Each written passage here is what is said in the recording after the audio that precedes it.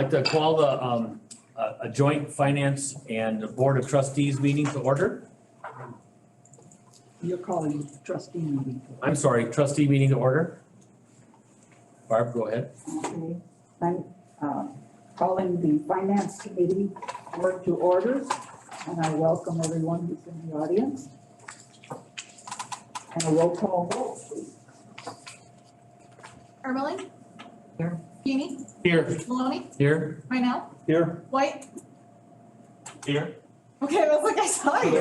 The village board, not for the finance. Yeah, board is was on first. there first. Board is first. Okay, thank you. Jean? Here. Ziegler? I think John may be calling in at 6. Okay, The board, just so you know. all right, and then I'll just do finance committee. Bender? Here. Ermeling? Here. Reinell? Here. Simmons? Here. Sugo? Okay, approve the minutes of the previous finance committee meeting of March 15th. Motion by Simmons, I'll second it. second by Bender. On the question, all in favor signify by saying aye. Aye. Approve, opposed, so carried. All right, public comments. Is there anyone on Zoom for the finance committee? Is there anybody on, Patrick? Is Greg Johnson on? Greg Johnson is on. I'm sorry? Yes, yes. Okay, I'm sorry. Any comments or? All right.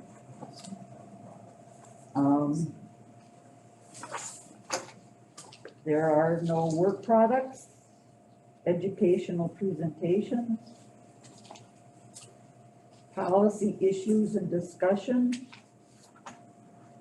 You know, this is where the joint committee is involved, correct? Where it's the discussion possible action on municipal building finances and 5-year capital improvement plan. All right, Well, I'd like to start out by introducing this, the history of this close. Finance has always seen the CIP, we've always brought the projects to finance. And it was about a year ago when we brought this, that it was the agreement that finances committee's job is to make sure that what is being brought is affordable to the taxpayers. So that is why when we bring these items to finance, we don't bring the projects, we don't bring anything. Our focus is on what is affordable to taxpayers. The committees, Public Works, Parks, and the board, their decisions and their responsibility is what projects are going to be getting done with those funds. So I just want to make sure that everyone's on the same page. I like to keep this focus on the affordability to the taxpayers. And that is how I prepared the work papers that we will be walking through.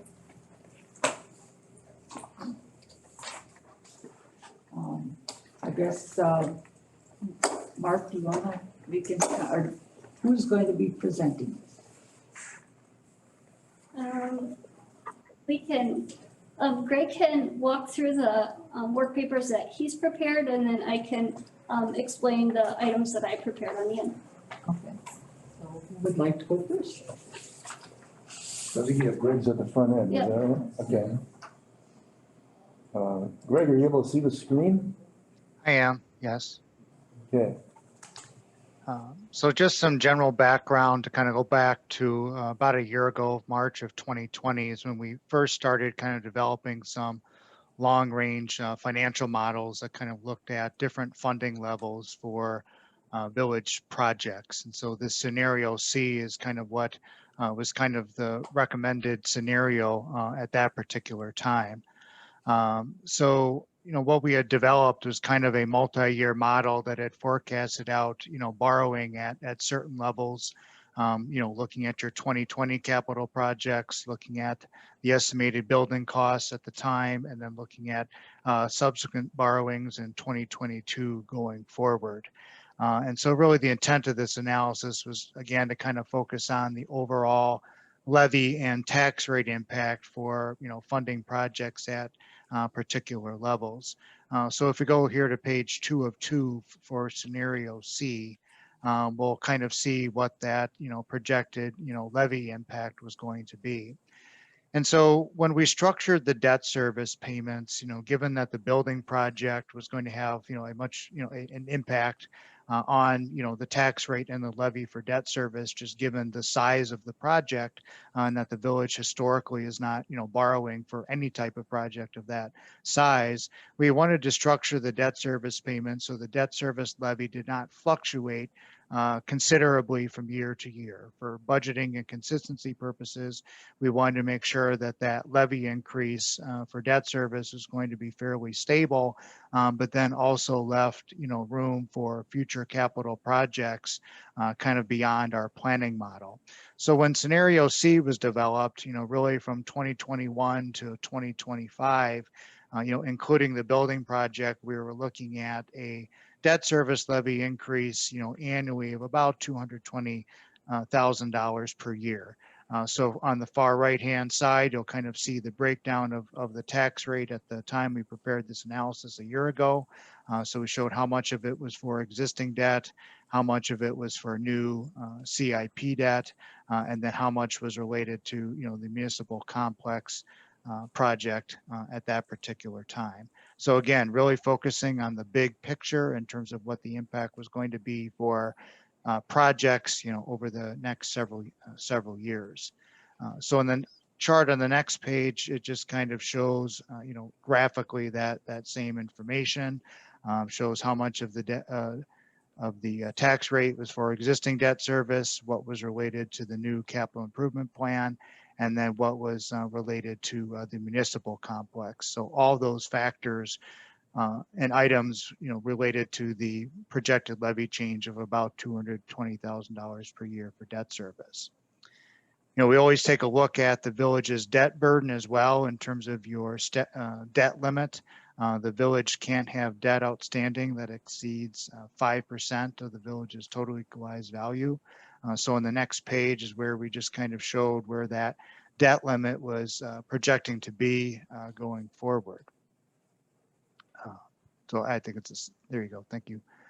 So again, this was prior to the village financing, capital projects last year, and just based on project estimates, at the time a year ago, showing that in terms of the village's overall debt limit, the village is going to be about, 50% of its debt limit, throughout this particular planning period. And still leaving, a healthy residual capacity for other borrowing needs. So the village's, debt burden, at the end of 2019 was very low. The village hadn't borrowed for capital projects for several years, but now with the CIP, the village is starting to kind of ramp up some of that reinvestment in infrastructure. So while it's higher than where the village had been historically, in terms of just overall metrics and preserving financial flexibility for the village, it still provides, that flexibility going forward. We also looked at just kind of the general impact on the utilities, making sure that the debt service payments for each of the utilities remained relatively stable. So here for the water utility, shows that those debt service payments, remain relatively consistent and predictable from year to year, even with factoring in the proposed borrowings over a multi-year period. Then for the sewer utility on the next page, some of the existing revenue debt that's in place for the sewer utility matures this year in 2021. So we're forecasting that the debt service payments for the utility would decrease, even though there were borrowings planned for the sewer utility as well. And then for the stormwater utility on the last slide, same principle, trying to look at having a relatively stable debt service payments for the stormwater utility going forward, and still leaving room for new capital projects beyond our planning period. So that kind of, summarized kind of where we were, with scenario C in terms of kind of project costs and things of that nature. So what kind of transpired after scenario C was just kind of some additional prioritization and identifying, capital projects from 2020 to 2024, which ultimately led to last fall, the village financing its 2020 and 2021 capital projects late last year.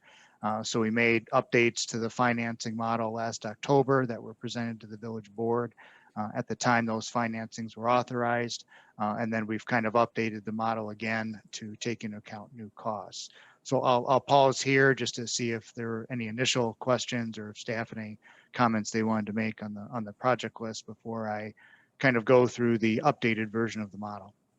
So I asked Greg to present scenario C because scenario C was the one that the finance committee recommended March a year ago and that the board also endorsed. What we're going to be showing now is the updated scenarios, one with the proposed building, the small one for 15 million, and one with the larger one, the 15.5. So those are the next two scenarios Greg will be walking through so you can see the financial impacts of those two borrowings. Thank you. So what we show just in table 1 is just kind of the detailed breakdown of project costs. This is the same project list that was incorporated into the multi-year financing plan that was presented to the village board last October. We did update, the numbers for, the municipal complex, and then to take into account the financing that occurred late last year for some of the public safety and land acquisition components for this building. Just to kind of speak briefly to kind of how, if the building project, is financed, how that is going to work in terms of process. Anytime you are looking at financing a project on a general obligation basis with a term greater than 10 years and up to 20, statutorily, that means you are issuing general obligation bonds. And general obligation bonds can be issued under statute as long as certain components, the projects are listed as bond eligible without having those projects have to go through a formal bond referendum. As far as municipal complexes are concerned, there are aspects of a multi-use or multi-departmental use facility that are bond eligible. There are portions that are not. So to kind of make the construction management and financing a little more seamless, the approach would be that initially the project would be funded with notes, so kind of interim or construction financing to raise the capital for the project, and then refunding bonds would be issued once that interim construction financing is secured. So it's very similar to the approach that the village is taking with what was financed last year for the public safety and land acquisition. There was a note of approximately $2.9 million secured from a local bank. That will be refunded, at a later time to take into account the other aspects of the project. That'll be funded in a similar way through kind of a construction loan, and then we'll do the permanent financing when those funds are drawn. So that's kind of the process that will be used to kind of fund the municipal complex project. So if we kind of move on to table 2, in terms of looking at the proposed borrowing in 2022, this includes the the portion of the balance of the building project, and then also would finance the interim construction financing that was secured last year for the public safety and land acquisition. So presently the village also has some street projects in its capital improvement plan in 2022. So this shows that all those projects would be funded with one bond issue. So in terms of, kind of the total building project, which includes the public safety and the land acquisition note that was secured last year, and then a new note that would be, secured to finance the balance of this project, you're looking at principal of about $17,360,000, and you're looking at interest of about $5,472,000. I want to note that the interest rates that we're using here in terms of, a financing that could occur a year from now, we've taken, current interest rates in the market for a comparably rated community, and we've added about 75 basis points to those interest rates. So 1 basis point equals 0.01%. So we factored in, a significant, cushion to take into account that, interest rates, could change between now and the time the project is funded in 2022. And just based on some of the input I received from staff and just, when, commodities would be purchased and bills incurred, it's likely that that interim financing, might not occur at the earliest until late this year or potentially early next year as well. So that's why we're showing the permanent financing of financing the interim construction loans occurring in 2022. So these are kind of the numbers that we've incorporated into the analysis for the public safety and land acquisition and the building portion. So on table 3 is really kind of that update to scenario C that was looked at about a year ago and then updated again last October. And, the project costs adjust and get changed, but we are still trying to accomplish the exact same objective that we looked at when scenario C was presented a year ago. And that is to have a debt service levy, change year to year that is fairly consistent and stable. And when we updated this analysis last October, just prior to the village financing your 2020 and 2021 capital projects, that levy increase from 2022 to 2025 was about $250,000 per year. So while some of the project costs that we've used here were adjusted to take into account updated information, we structured the debt service payments so that levy impact is very comparable to the last update we did to this last October, where that debt service levy is changing about $250,000 per year. So in this model, we forecasted financings out through 2024. Presumably, the village might continue to finance projects in future capital years. The earliest would be in 2025. And if that financing occurs in 2025, it would hit the debt service levy in 2026. So you will see in year 2026, there's a large decline in the projected tax levy for debt service of about $176,000. That was intentional to leave future room for future borrowings that aren't, factored into this analysis beyond 2024. So we've kind of looked at this next several years worth of projects, but understand beyond the planning model, there could be future debt issuance. So we've tried to plan for that as well. So in terms of kind of the overall tax rate impact just for debt, under the taxes column, we kind of show the tax rate for debt service. That's everything. That's existing debt, that's proposed debt, including the building project. Show what that impact would be in a $200,000 home. And then we just isolate, the building project, which again, for purposes of this analysis, is defined as, refinancing the public safety and land acquisition loan that was done last year, and then eventually refinancing, a larger note for the balance of the municipal building project. So as the dollar amounts change, either for projects more here in the near term or several years out, 23 and 2024, we're still trying to achieve the same budgetary impact in terms of keeping that levy change year to year very consistent.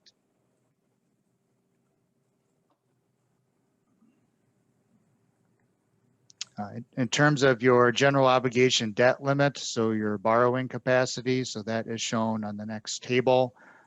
So, before we were kind of looking in scenario C that your utilization of your debt capacity was, was going to hit around 49%. Now we show that you're going to be closer to about 47% of utilization by year 2024. It starts to decline because that's when the future debt issuance ends. So, in terms of the impact on your borrowing capacity, it's very comparable to what we first started looking at a year ago. So the next scenario, really the only change is just we adjusted upward, the amount for the, additional municipal complex project costs, increase those by about $500,000 just to see what that impact was going to be. So same financing approach that we just talked about for both aspects, the public safety and the land acquisition, initially funded with notes and then refunded with bonds. In this scenario, that would also incur in 2022.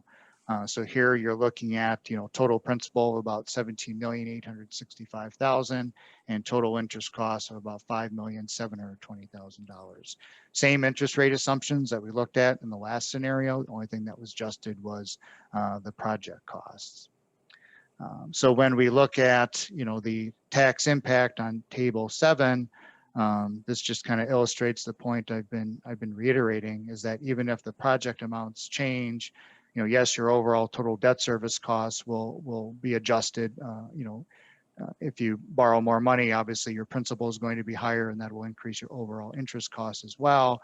But we can still structure the debt service payments to have a consistent impact to the levy, even if that project cost fluctuates by $500,000. So you'll see again that under the levy change from prior year, still looking at that levy increase of about $250,000 per year till 2025.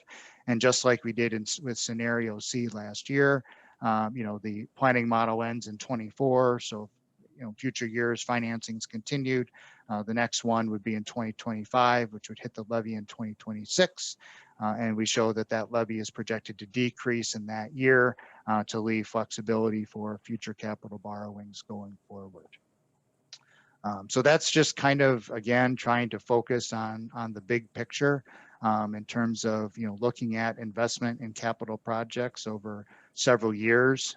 It's important to kind of keep these multi-year models, kind of current and updated as circumstances change, because the debt payments can be structured and we can react to changes in project costs if we kind of keep visibility on what's coming forward for the next several years. So this is where the long range planning kind of pays dividends, because we can still stay in line with some of our levy targets, even though dollar amounts may be changing. So that's kind of the update of what we've prepared for discussion tonight. I know staff has put together some additional summary information here as well. A quick point, unrelated. Is the door locked? It looks like someone tried to come inside, but I'm not sure if the door is locked. It's not locked. Okay. It's not locked. Both of them aren't open, but I. So I guess the right-hand one might be locked, is how it's, No, it was I unlocked it. okay. Oh, okay. Okay. Once they try to come in this one. Yeah, when I came in at like 4:20ish, it was locked. I don't know if it was unlocked afterward. That's all. Oh, that was unlocked when I came I'll go look. Okay. Yeah. in. The one side was locked, but the other one was open.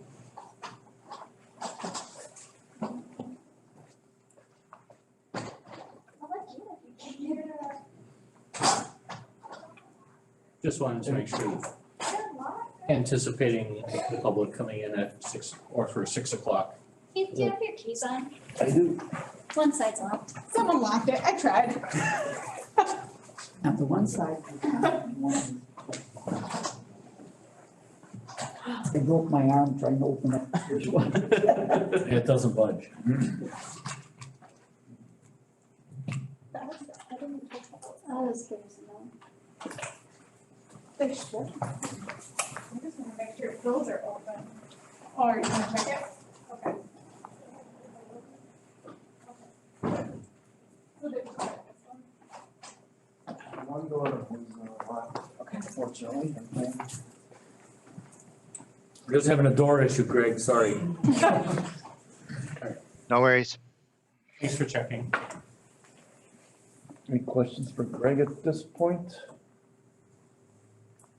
I guess maybe just so everybody understands, scenario C, which keeps getting referred to as a general obligation debt levy, I guess, of about $3 million debt, I guess, impact to the general obligation debt, about $3 million a year annually. So that'd be for the 5 years of the plan, plus the municipal complex, which, as Greg describes it, includes both the municipal facility we're proposing and talking about tonight, and the public safety building And the land. in the lane. If there's no questions for Greg, I guess we can move on to the, so the next spreadsheet I prepared, it was,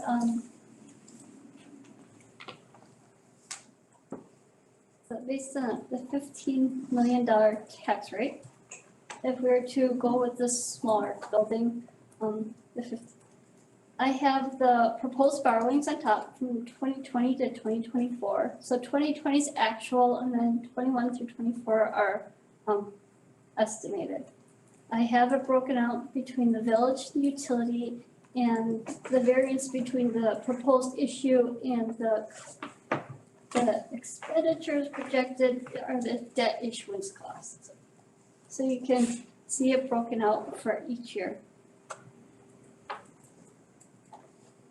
On the left-hand side, you'll see the $50 million tax rate. And then the change in the tax rate each year. These are equalized values.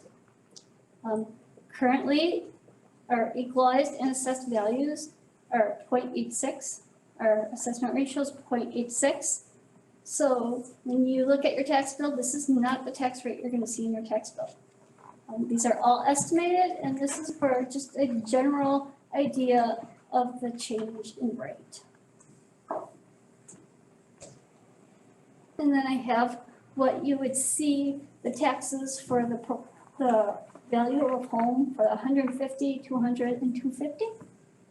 And that is the total amount of payment that will go to debt service on their tax bill. You can see the change throughout the years. And then to the way to the right, I got history of the debt service tax rate from 2013. So if you go to the right, you can see back in 2013, 0.97, $1.97 of the tax rate went to debt service. That was at a high, and then from there on down, we get lower. And then, as you can see, there's a huge gap between 2018 and 2019. That right there was supposed to be our new building. The village, as I keep saying, the village has planned for this new building. Unfortunately, it got delayed. So we had a large decrease in our tax rate from 2018 to 2019.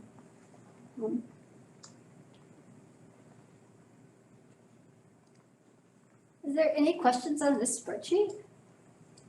I just got one. Why did you use equalized instead of assessed? So I use equalize because that's what Greg uses. As we move through the presentation, I'm going to talk about the sheet I handed out, and this is all assessed. Everything's estimated.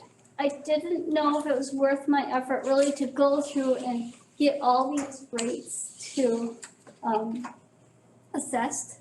One of the things is assessed changes. So I'm gonna do 2020 at 0.86, well, 2019 was 0.9, and then we gradually went up to 1, and then we were over 1. So to stay consistent, I just used the rates, knowing that it's all estimated. The equalized rate was estimated, the debt costs are estimated, and the interest is estimated. I was hoping that the interest rate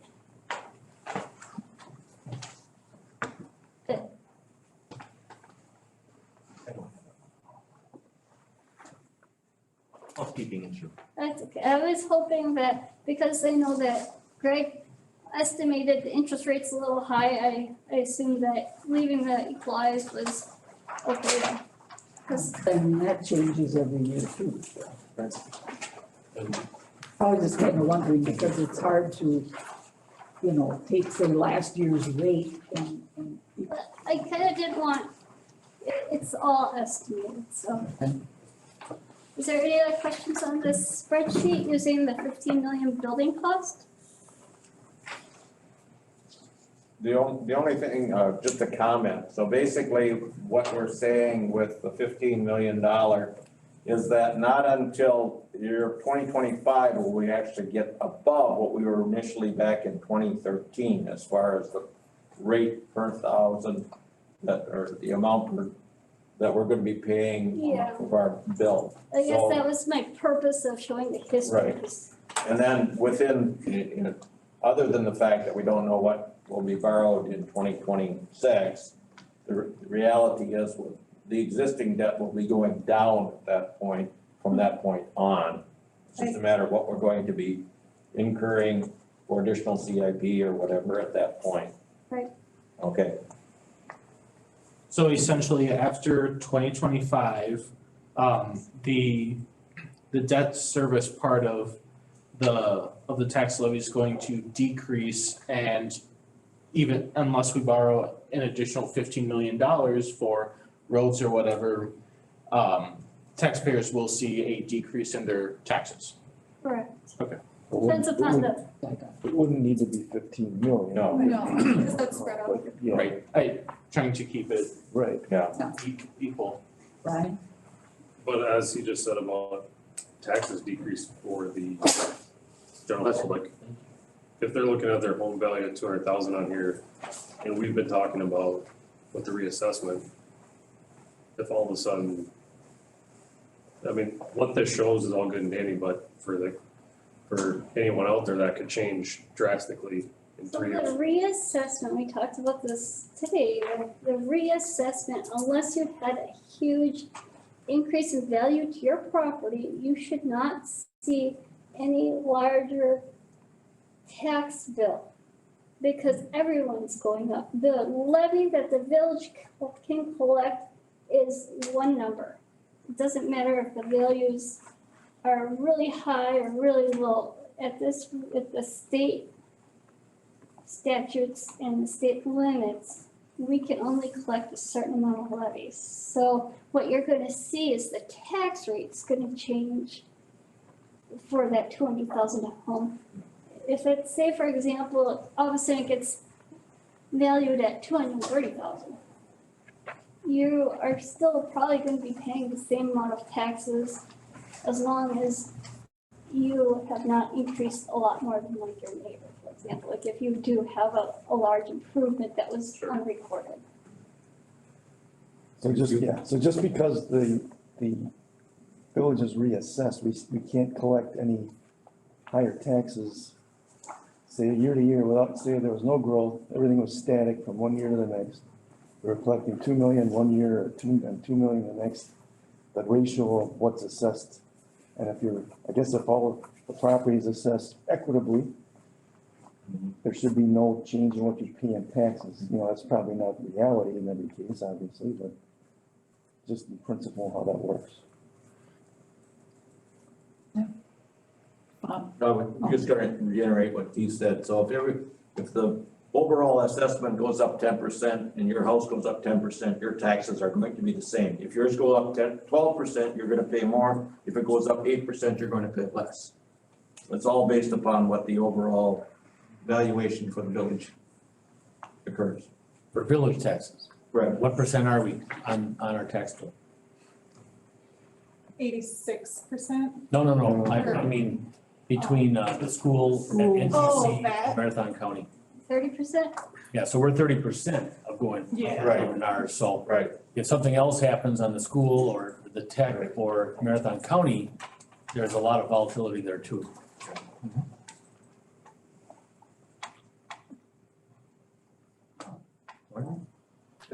And we do have debt coming off our TIF, but that's further down the road. So none of these spreadsheets is gonna address the TIF. Except for this last one, we're gonna talk about the TIF. Okay, thank you. Okay, I don't understand this, but Who is it? I don't know. Can you state your name and address for the record?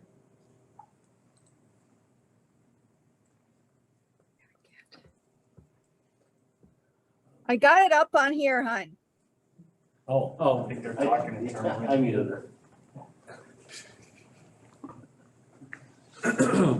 Is that someone we're, She didn't realize she was Okay. Yeah. oh, muted. All right. I muted her. Thank you, Nate. okay, We wanna go on to the next, yes.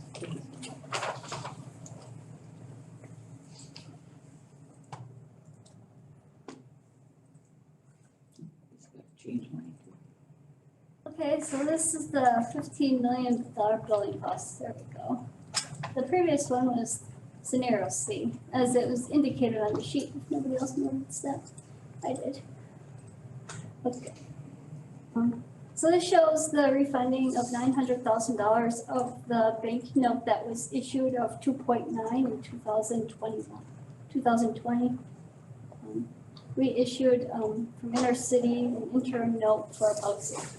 So that's, when you look at the top, it's a little confusing that way, but in the end, it shows that we're borrowing around 37.6 million from 2020 to 2024. With the proposed rates, again, there, as Greg said before, obviously it's more, but the way that it's structured, the taxpayer's not gonna feel an additional impact. They'll feel a little bit, but not a lot. So I did that for the 15 million and the 15.5. So if you go down one more. Nate, That work? one more. Page 30? Yeah, page 30. Yeah. So page 30 is the 15.5 million building cost. All other projects staying the same. You can see the tax impact on the homes and what the building. I guess to point out, if we stick with the smaller build, $200,000 house will pay $2,885 principal, interest, debt cost to that new building. For a 15.5 build, the $200,000 house is gonna pay $2,984 towards our new building for principal, interest, and debt cost. That's total for, That's the total for 20 years. Yep.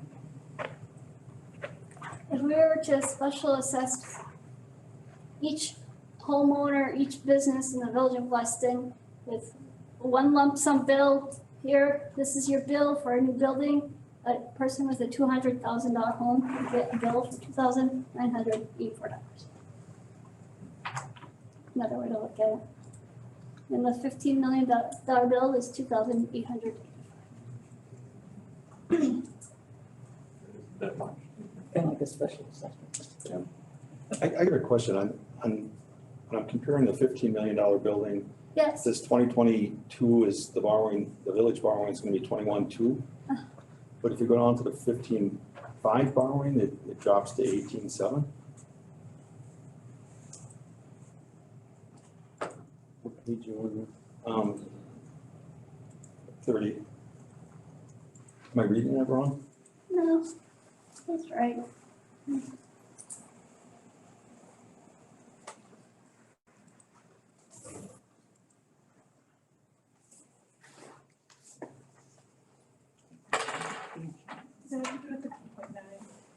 Yeah. 29 to 30.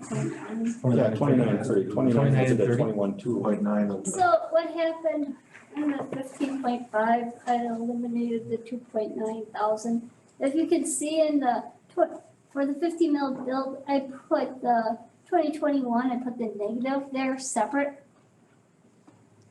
Look at the $15 million. Okay. I should show my screen. I can stop there.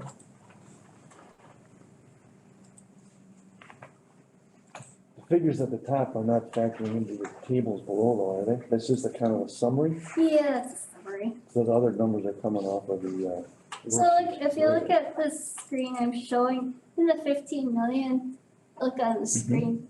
I have the 2.9 in the 2021 line. And then if you look at the 15.5, I netted it. And one of the reasons I netted it is I should have shown them the same, but the 2.9 is the one that was refunded. So I reduced it off the total cost because it was already included in the 2.8 million original cost. Okay, so the 21 million is gonna be the gross amount, including the interest. Including the refunding, Right, the amount that we borrowed Yeah. in 20. Yeah. Plus the interest that incurred. Yeah. In 20 and 21. Yeah. And then also the interest on the construction of 15 million, and that's where the 5 million of additional borrowings come in, correct, for the interest?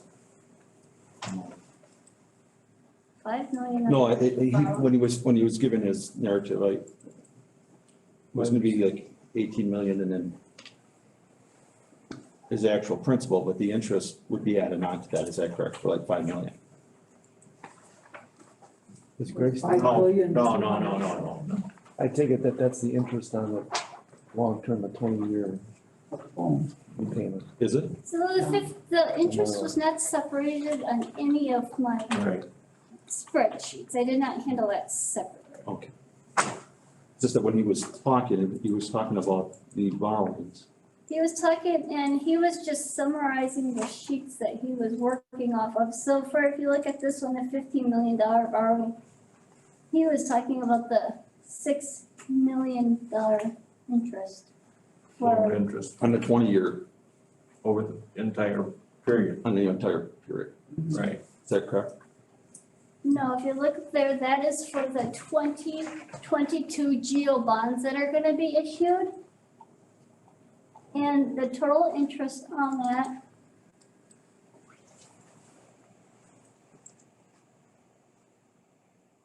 is right here, 6,082,000. So that, but that includes other That projects. includes the streets. Rates and everything, yeah. Yeah, that's the problem. Sometimes people are wondering what the building is costing, and then you're looking and what you got is the building and the Other capital all projects. the other capital projects. And then they were giving me some numbers and I'm going, I don't know where you're getting those numbers from. Well, it is Estimated- separated on this sheet, so this has the building refunding portion and the public safety and land separate, so. I mean, this is a good sheet to look at, it has the total building of 15.2 and the interest of 4.9.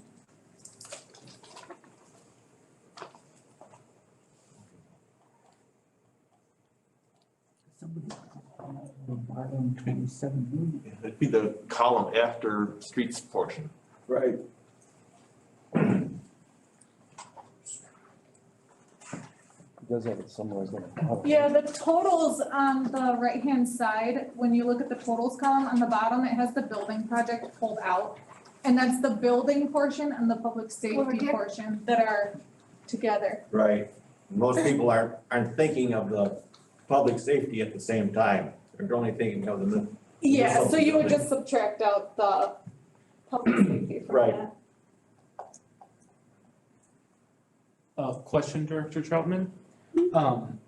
You said that if we were to have a special assessment for everybody, to fund the village, what was the, number, for a $200,000 home? It's off the table. If we were to go with the smaller build Yes, for a $200,000 home, it'd be $2,885. 2,885.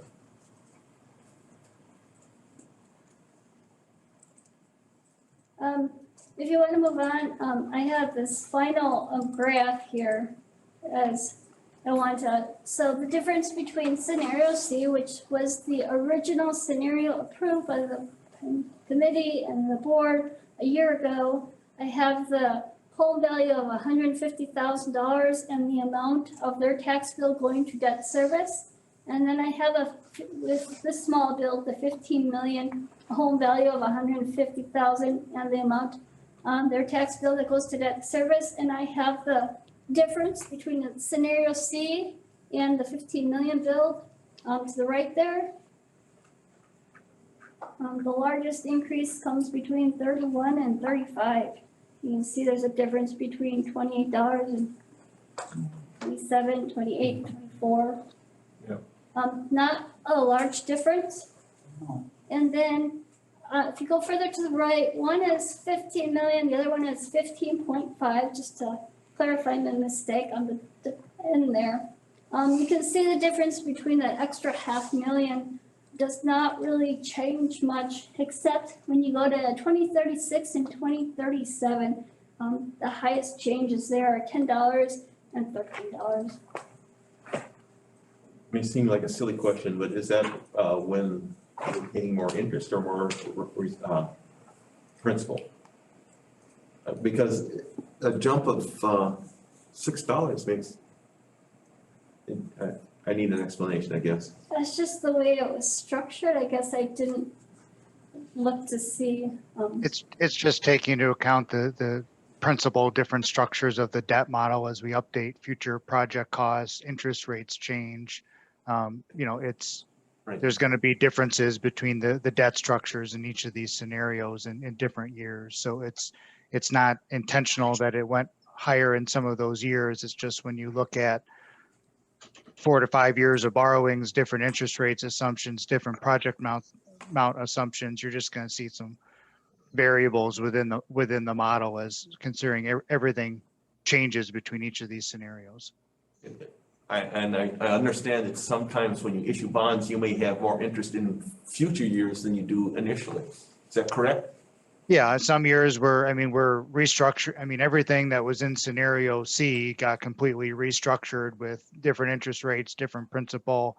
Taking into account the new information that's become available. So, yes, there's some differences, but generally speaking, they're in the big picture, they're still pretty consistent. But yes, when you get it down to the year by year comparison, you're going to see more variation.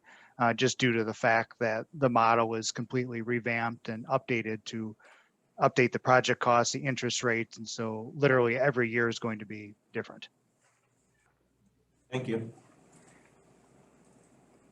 if there are no more questions on these, I'd like to move to the paper handout.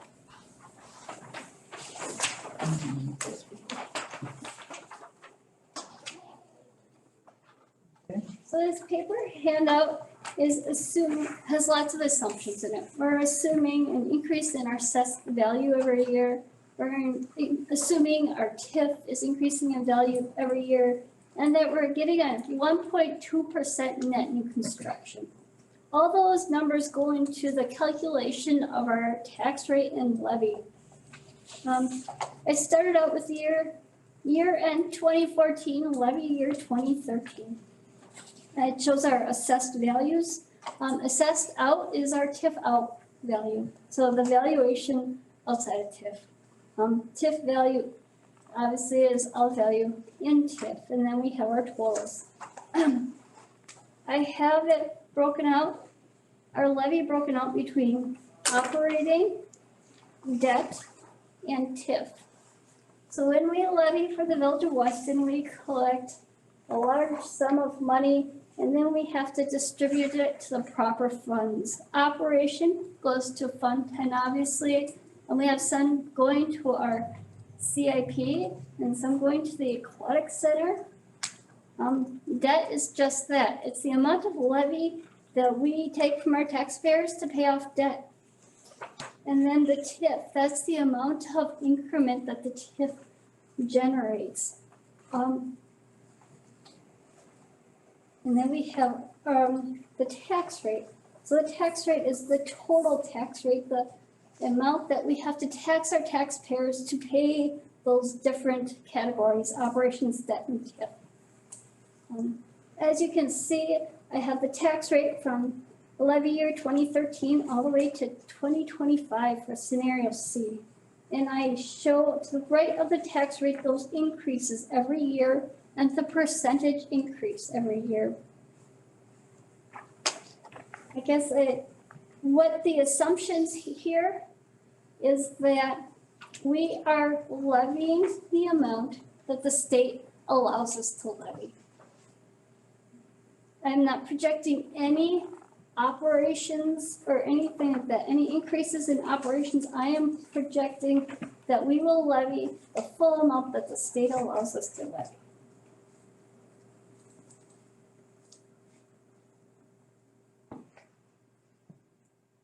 With the projected budgeted increases in debt service, the increases are nothing that we have not seen before.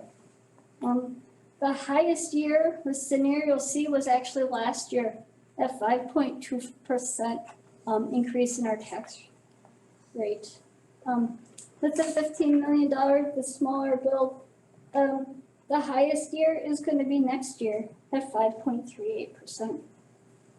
And going down to the 15.5, same. The highest year, we're looking at 5.38%, which will be this year/next year.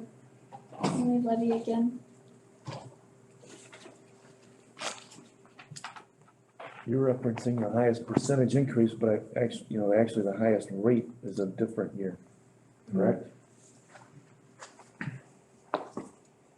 And I it was is- looking at the percentage increase. Right, just to point out though, I guess 2025 is about the highest year of levy, or highest year of the rate, the actual rate, correct?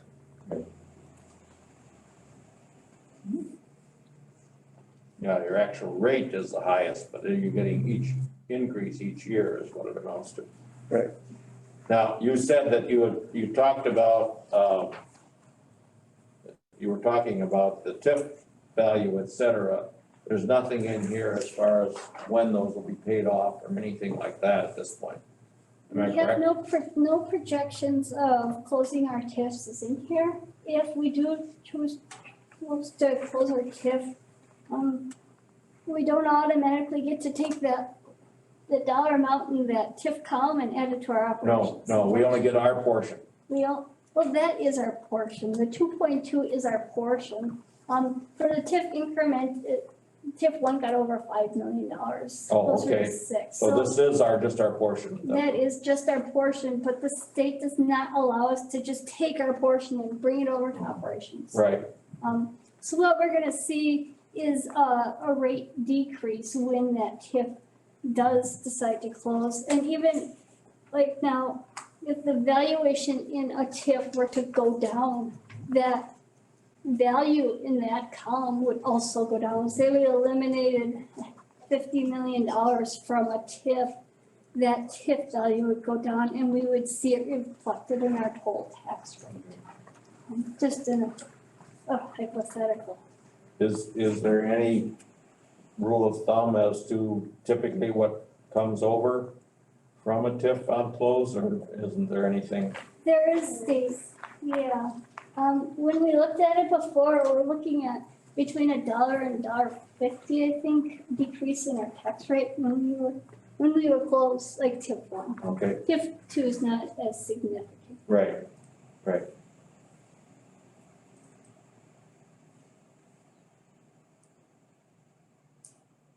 Are there any questions on the numbers presented? They're estimated, they're based on lots of estimates, but they're based on numbers that we believe are reasonable.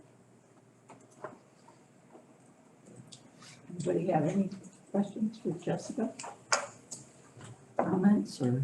I'll just add that the numbers are much more firm than they've been. I mean, to this point, we've talked about that, now we are working off of known numbers on a project bid. And, the other things are, I think we're very, very, very close. I think even if you look at what we put in the FAQs, the frequently asked questions, what were anticipated. The building committee had asked what was the estimated impact to 150,000. We used the median and average assessed value of a house of $150,000 in the village. And that estimate on assessed value was $86 a thousand, and I think that comes out to that near $130 per year amount. That is, I guess, reflected in these documents too. So we didn't extrapolate it onto other ones, but could easily do that.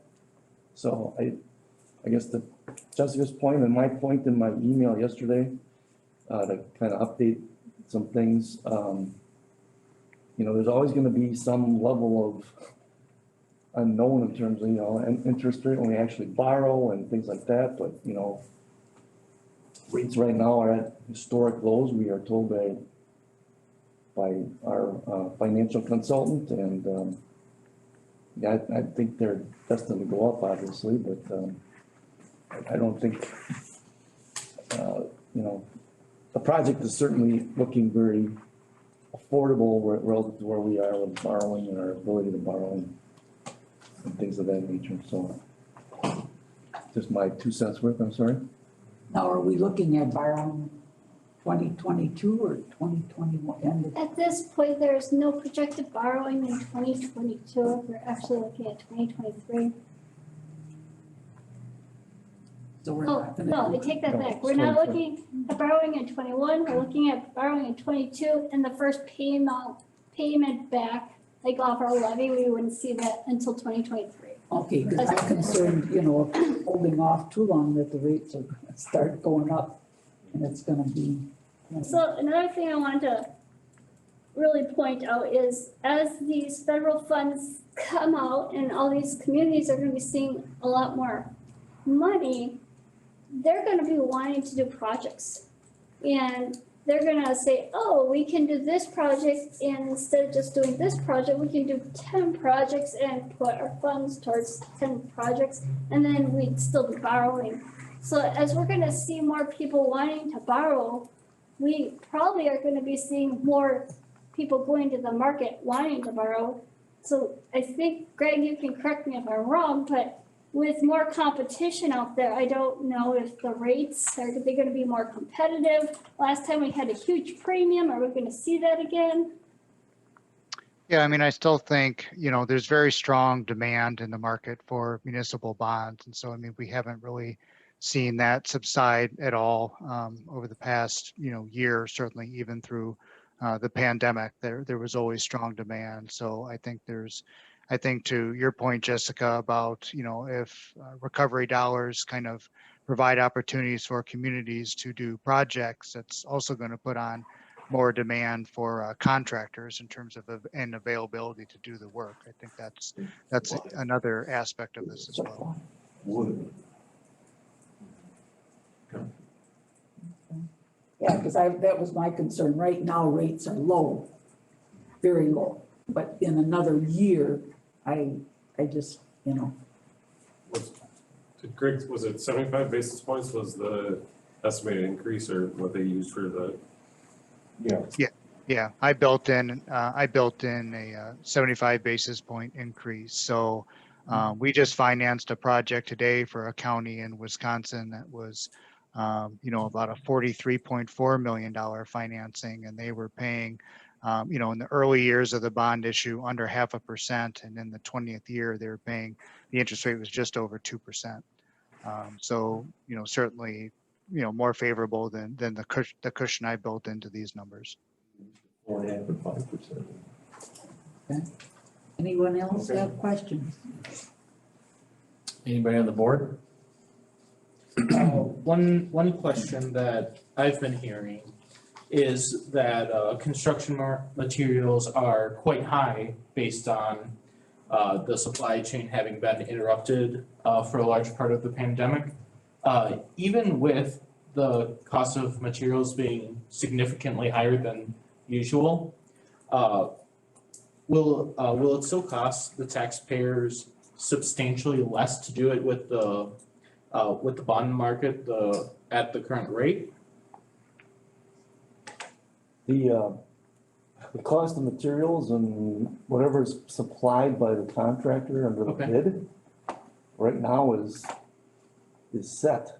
All right, 90 days. So okay. 90 I days. guess, yeah, so I guess unless there's some change, I guess, in I guess that in my opinion, I guess we should act on this quickly. Okay. Not drag our feet, otherwise we actually would have 90 days to hold the bids, but I think that creates more uncertainty for the contractor and maybe bring some other things into the equation. I guess isn't necessarily our problem, but I think it would be to our advantage in terms of managing the project and whatnot to take, to kind of act on this quickly. Okay, So- I just wanted to check. I have one question, John. Is there some kind of a clause or an exception that these locked-in bid prices could change over the course of the year or over the course of the bid, of the build? I mean, is there some kind of an act of God clause? Or not in construction? I mean, in the business I'm in, there is one, and it's used probably 10 times a year, Not that I know. but not in construction? Okay, I just want to make sure. Good. Typically not. If the village acts on this, it also gives the contractors the wherewithal to order their stuff and try to avoid some of those price increases. And I mean, we wanna be fair to our contractors too. I mean, we don't want them to take a huge hit, even though, you know, we like to have contractors work with us because we have future projects that when we treat our contractors fairly, they come back and say, hey, they did a good job, maybe we'll bid a little bit lower than everybody else to get the job. We're in 30 days right now of the 90, right? Correct. Okay, so we're in, probably entering into the 5th week right now. So out of the 90-day lock for the bids. Okay? Is there, Finance? Oops. is there a benefit, Jessica, is there a benefit to waiting till 2022 to do the borrowings? And does it have to be all in one fell swoop, or are you able to borrow, you know, a portion of it this year and then a portion while the rates are low? Rick, You follow what I'm saying is that I'm just looking here, since the, you know, 20-year treasury went up, you know, just over a point since August. And I'm just questioning, does it pay for us to borrow some now and borrow some next year when it's done? Can we split that 15 million, Greg? If we want to do 5, 5, and 5, or 3 million 5 different times, especially if we go for a local bank, get a good rate. Yeah, you can break it up into different phases. We've just always been kind of modeling it as a kind of a lump sum transaction, just for keeping the planning model fairly straightforward. But if you want to break it down and not knowing the construction timeline really until now. So I mean, if you want to do it in phases, you can certainly do that. What are some of the pros and cons of doing it in phases versus one lump sum? Well, right now, I mean, The risk is that it might go up. The Yeah. market's gone from Yeah. 20-year treasuries, from August to now, it's gone up, you know, almost 120 basis points. Yeah. So the risk is that it could continue to go up. And if we decide to do the building at this size, at this amount, that's your risk. I don't know, I'm sure his fees are gonna be comparable. Right. For issuing the debt. Yeah, well, just what, Yeah, the big scenario you're looking at is a change, if you do it in multiples, you're going to have additional fees that you turn around and have for each additional issuance, excuse me. And then you would have, that offset by the interest rates. So you got a couple of things you gotta worry about.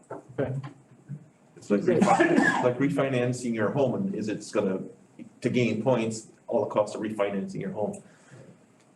I suspect though that rates are gonna be higher a year from now. I agree. yeah, well, that's what I'm. That's right. I think that's a good point.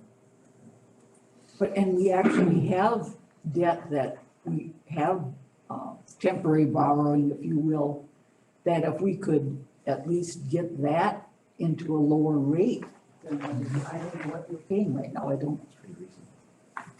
On Well, that, most of our debt that we have currently is pretty recent. Our recent bank issue with Intercity was 0.89. They gave us a really good rate on that. okay, so that one, I'd be better off hanging on to that one. well, that, I was just thinking I know we had some recent borrowings, but I didn't realize, you know, okay, yeah.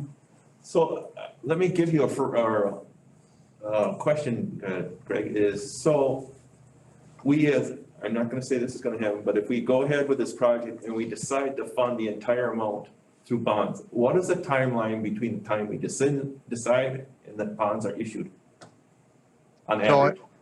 You know, we've kind of been, again, kind of talking about kind of the two-step process where you're initially doing a construction note and then you're issuing the refunding bonds. Okay, The refunding bonds can proceed as soon as you've drawn all the funds from the construction financing. So just using a number of 15 million for illustration, if you draw the whole 15 million, you can immediately proceed to issuing the refunding bonds. I mean, I think that was generally kind of our expectation, you know, when we first started modeling this a year or 2 years ago. But, you know, I think now it's just trying to understand the time, you know, you don't want to borrow the money so far in advance if you're not going to be expending the funds, because then you're just accruing interest on money you're not spending. So I mean, it's all these things that kind of roll together, but you can make it pretty seamless in terms of doing the interim financing and then doing the refunding bonds. I mean, that can happen within 60 days.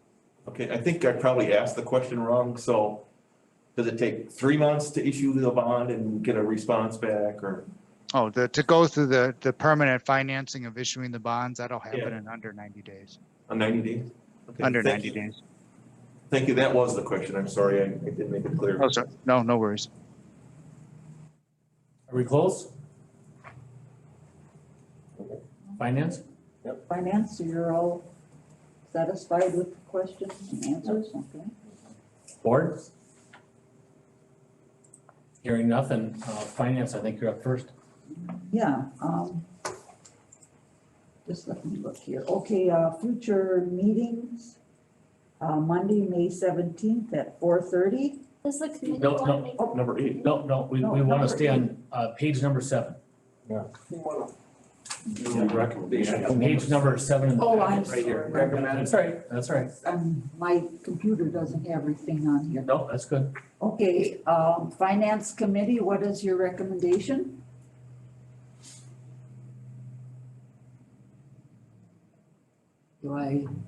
It's word, you keep with scenario C and adjust project costs to fit within the constraints. May move forward with the 5 million scenario and adjust the cost within constraints. Move forward with the 5.5 million scenario and adjust the cost to fit within the constraints, or other. What is your?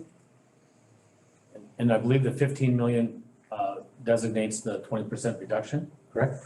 That's the smaller building. Smaller version, and the I 15, guess I added to adjust the cost to fit within. Right. constraints. okay. I guess I would move on number 2, move forward with the 15 billion scenario and adjusting costs based upon what the board determines needed to be for the construction of the project. Okay, I have a motion. Do I have a second from Finance?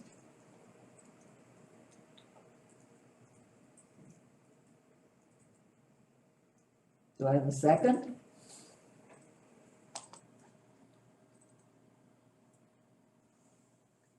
I guess, can I second? Yes, you can. Yes, you can. Okay, I'll second it. On the question. All in favor signify by saying aye. Aye. Opposed? No, I don't know if that's clear. Call for roll Roll call. call. Yeah, that's it. Guys, Just can I send ask there? a question Sure, before we do that? not No, not right now. We just gotta do the, Well, if it depends on his vote, Right. right? Does it? yeah. Yeah. Okay. Sorry, Okay. I just should have caught you before. So I know we were talking, you had said that you wanted to make this more forward and just straight on what the public can afford or what we think taxpayers can afford.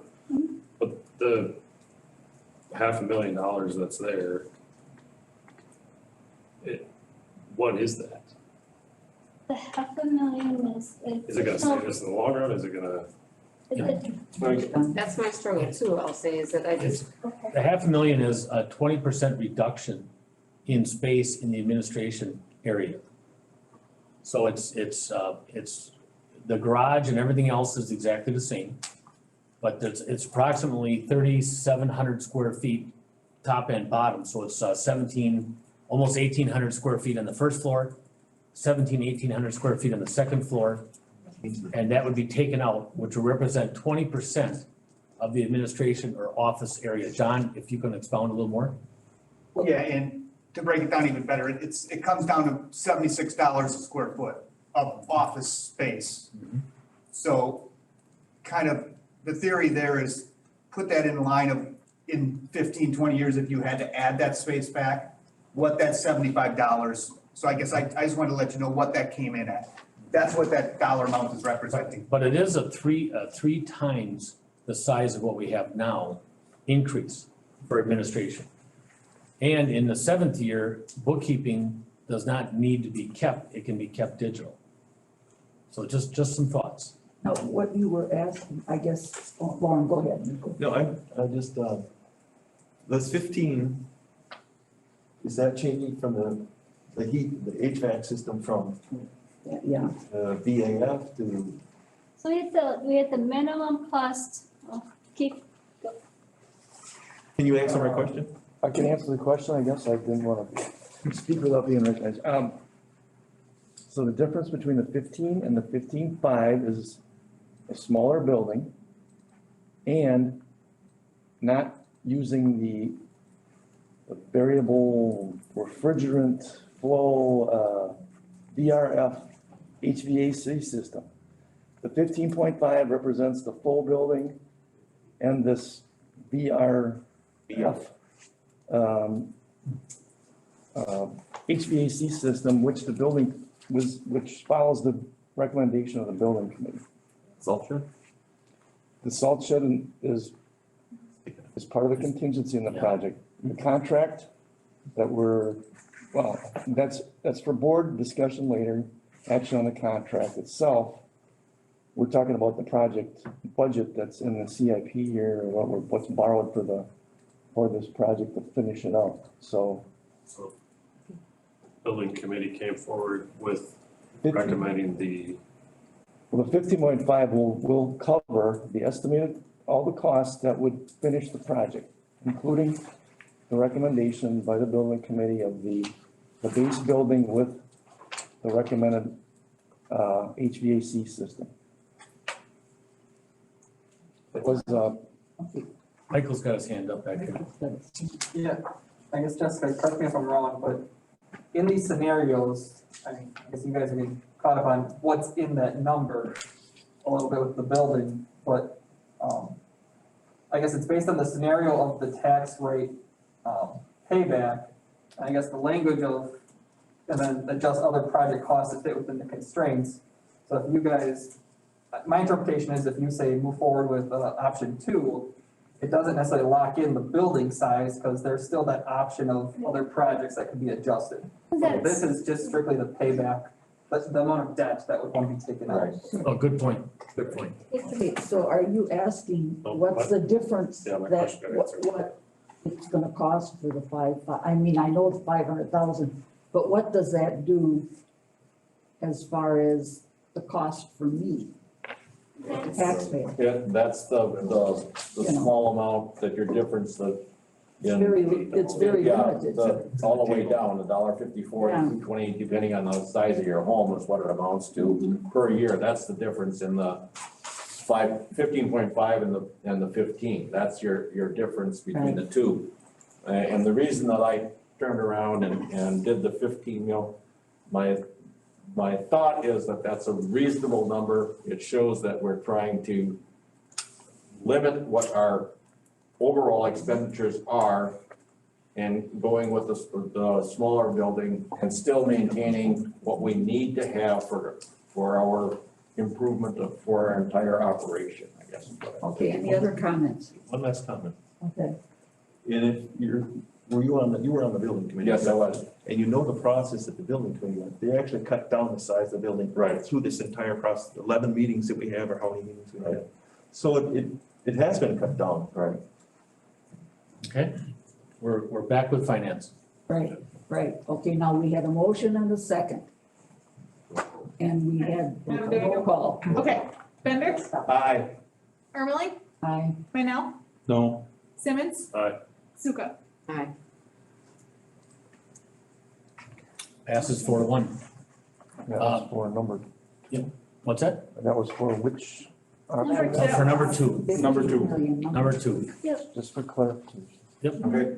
All right, now we're looking for a recommendation from the village board. Just a point of order, I guess I'm kind of curious here, if the board votes this, are we duplicating the efforts again at the Cole County I Board didn't meeting? think you voted on this, because we're just recommending it. We're just recommending.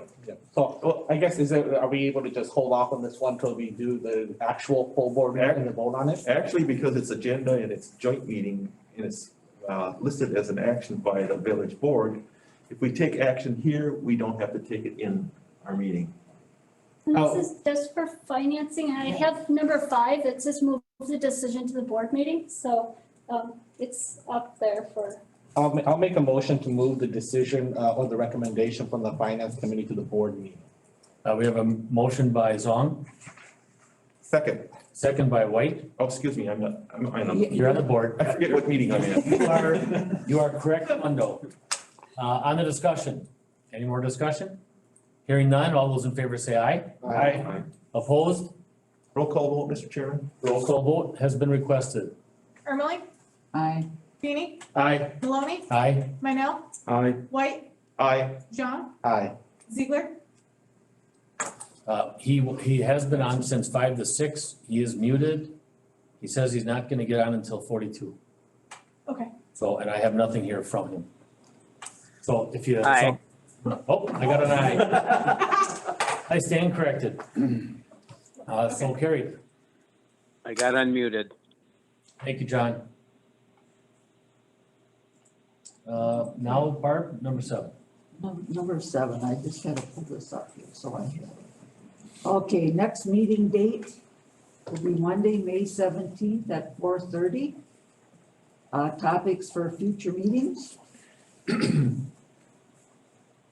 Anything that anybody would like to have put on or thoughts? we're gonna have a final 2020 budget for you, or budget status, financial statements. Okay.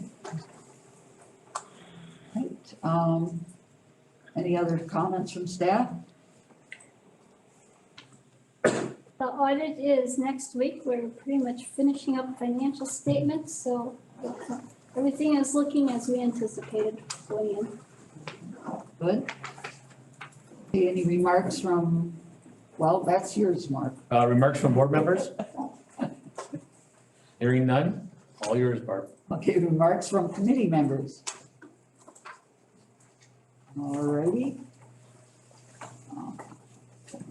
Scroll this down. Any announcements? Okay, now you're up. Looking for a motion to adjourn So moved. by White, second by Feeny. All in favor, say aye. Aye. Opposed? We are adjourned. Okay, adjournment of finance committee. So moved. Motion by Bender, second by Simmons. On the question? All in favor signify by saying aye. Aye. Okay, we are adjourned at 6:28.